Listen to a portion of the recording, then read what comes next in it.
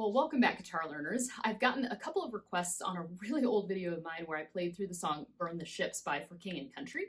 And so I did want to give just a quick tutorial, and I'll toss up like the tabs of everything that I'm doing. So I know I used the chords from Ultimate Guitar, so whether they're right or wrong, that's absolutely what I used in the playthrough from way back in the day. And so you can use power chords really through most of the song. That's going to sound really good, I think. You can switch to using some inversions or go a little higher up. So if I put together the song today, I haven't played it in 6 years. If I put together the song today, I would probably pick some slightly different voicings, or it would probably sound just a little bit different if I were to play it today. But here are the notes that I was playing in that intro to the song. So it starts on the high E string, 13, 12, 10.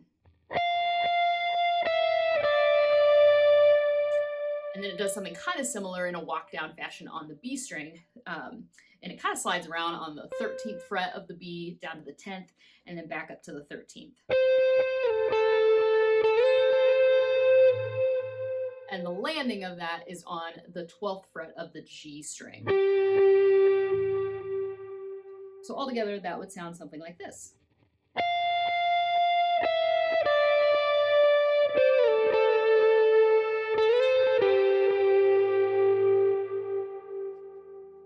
And in that very beginning, the intro, I think it plays through that twice.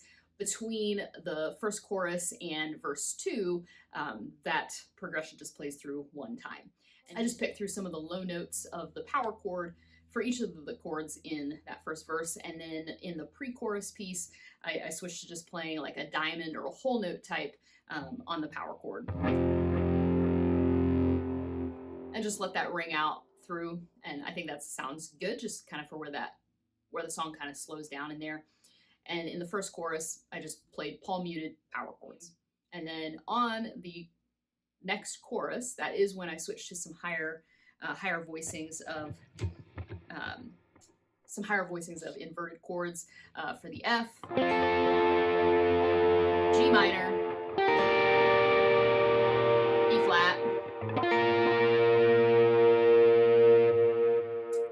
If I were to go back and play it again, I'm not sure I would come all the way down to do the C all the way down here, or that D minor all the way there. I might stick around up here for the C.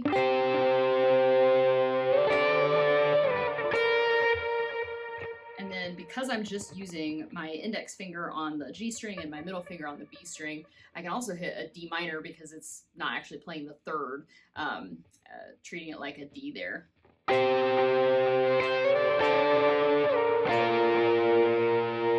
When it gets to that longer interlude and then the bridge, I start playing a slightly different progression in a similar space, and I kind of switch to like a wailing type of noise with a little reverb and delay, and I swell in and out with my volume pedal. So I start on the G string, 10th fret,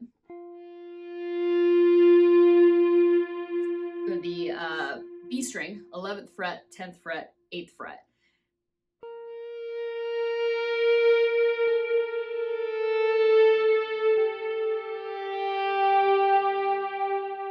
And then that repeats a couple of times, even during the singing portion. It's the same 4 notes.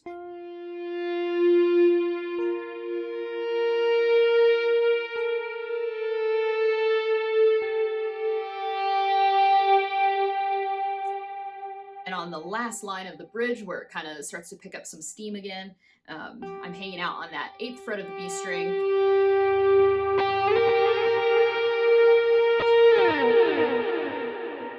Slide up to the 11th fret of the B string, and then I do like to slide all the way out as the chorus picks up, just to add some flavor or dynamic to going back into that last big chorus.